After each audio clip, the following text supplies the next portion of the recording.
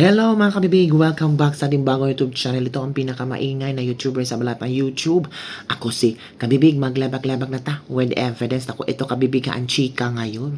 Kung saan nahuli na daw si Senator Bato de la Rosa. Hala, totoo ba ito kabibig?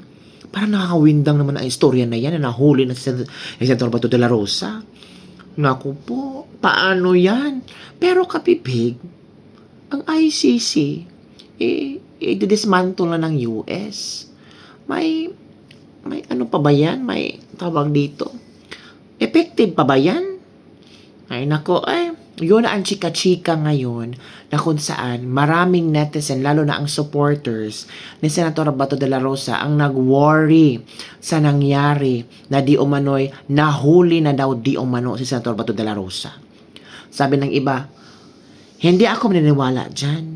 Maniniwala na lang talaga ako kung makikita ko talaga sa Senator Bato de la Rosa ba na nakakulong. Ang tanong, ikukulong nga ba Senator Bato de la Rosa? Baka dalhin yan automatic sa ICC. Kung ano yung nangyari kay Pangulong Rodrigo Duterte na isinakay agad-agad sa eroplano at papuntang ICC.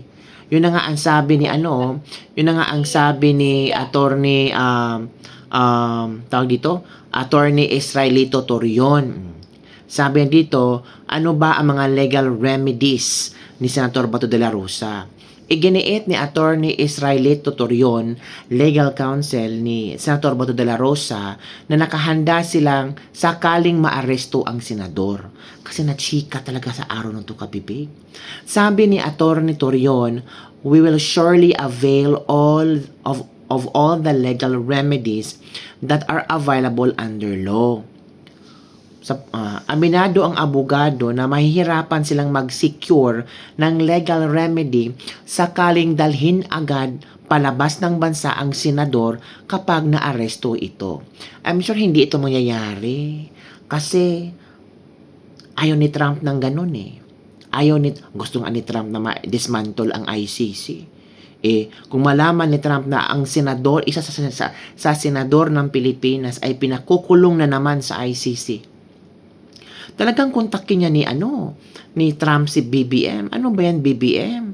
Yung bansa nyo, walang soberenya? Ano ba yan? Lahat ng mga politiko na kontra sa'yo, ipadadampot mo, ilalagay mo sa ICC? Wala ba kayong justice system sa Pilipinas?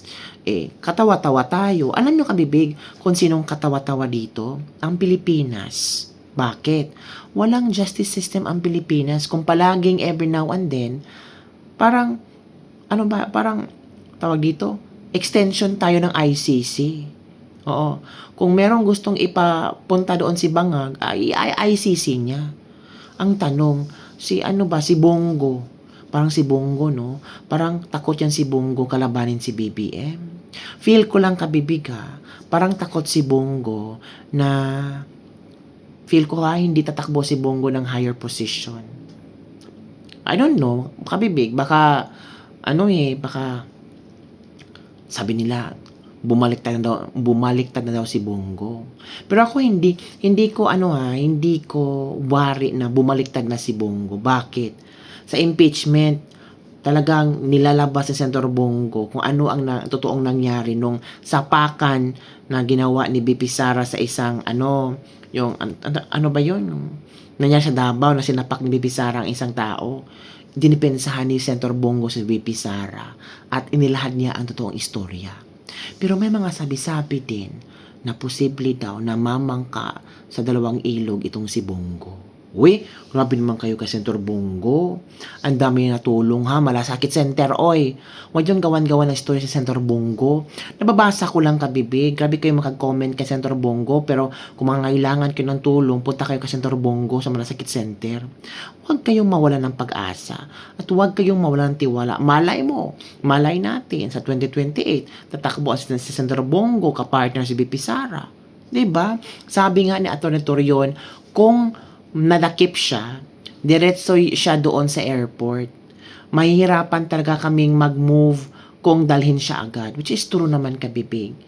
Ano yung nangyari kay Pangulong Duterte? Meron bang nagawa si BP Sara? Wala. Pinagbawalan nga siyang bisitahin ang kanyang ama. Diba? Grabe ang gobyernong ito, oh. Pero sa isang interview ni Matibag, ito. Dito, sir. Sir, negative. Wala po kayong binitbit dito, sir. Kay Senator Bato po, kung nahuli na, because of the report. Ay, wala pala, sabi ni Matibag, walang nahuli. Ay, wala pala. Ito. Ginanta natin, ha? I cannot confirm that information.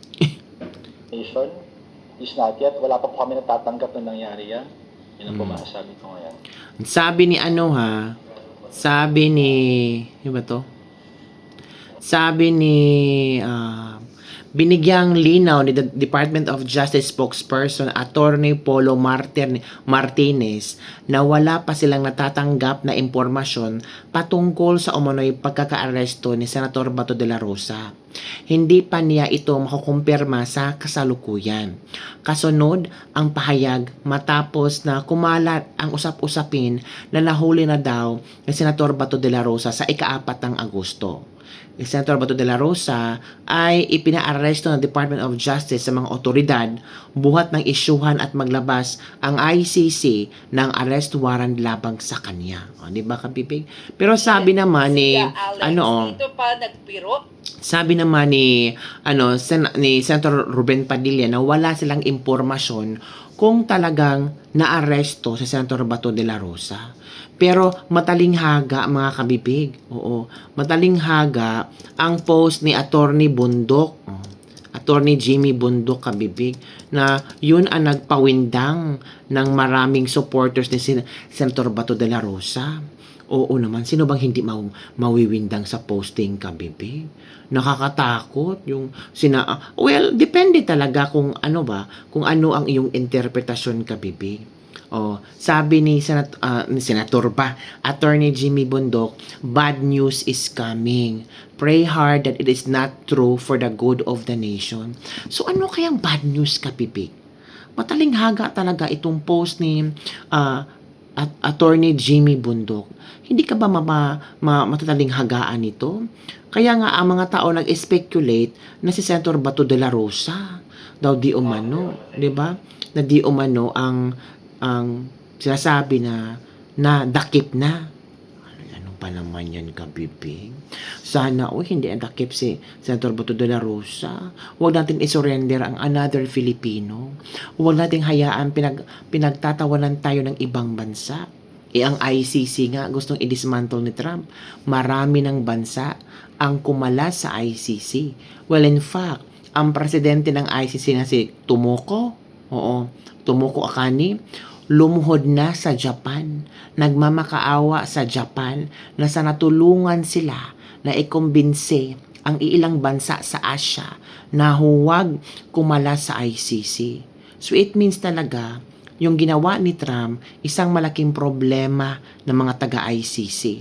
May mga sanctions ang mga huwis dyan na sanction na ni Trump. So natural, sino bang hindi magkaroon ng migraine dyan? Tomoko, kaya mo pa ba? Diba? Kasi ang Japan, kabibig, ito yung may malaking ambag sa ICC. So ang Venezuela, umalis na. Yung ibang lugar, yung ibang bansa na malalakas, umalis na. So sinong kakapitan ng ICC? Wale, Japan na lang. What if ang Japan makaka-decide din na kumalas sa ICC? Anong gagawin ng Tomoko? Di sira na talaga kabibig. So makakauwi si Tata Digong kasi wala nang mag-finance sa ICC. Sino bang bansa na hindi matakot sa ICC, sa Amerika? Talaga i-dismantle na. Illegitimate. Sabi ni Rubio, yung ICC na yan illegitimate. Tapos alam nyo ba, mas grabe pa ang gagawin ni na Rubio ang Trump, yung mga bansa na hindi susunod sa kanila. Oo, makabibig. May mga ibang punishment. Pero ang Pilipinas, si BBM, parang ayaw yata susunod kay Trump. Opo. Bakit kaya, no? Kasi alam ni BBM, kung susunod siya ni Trump, para siyang katawa-tawa. Bakit? Yung dating presidente niya, pinakulong niya. Tapos siya susunod siya kay Trump. And beside kabibig, hindi naman tayo member ng ICC. Pero bakit may nakakulong na Pilipino sa ICC?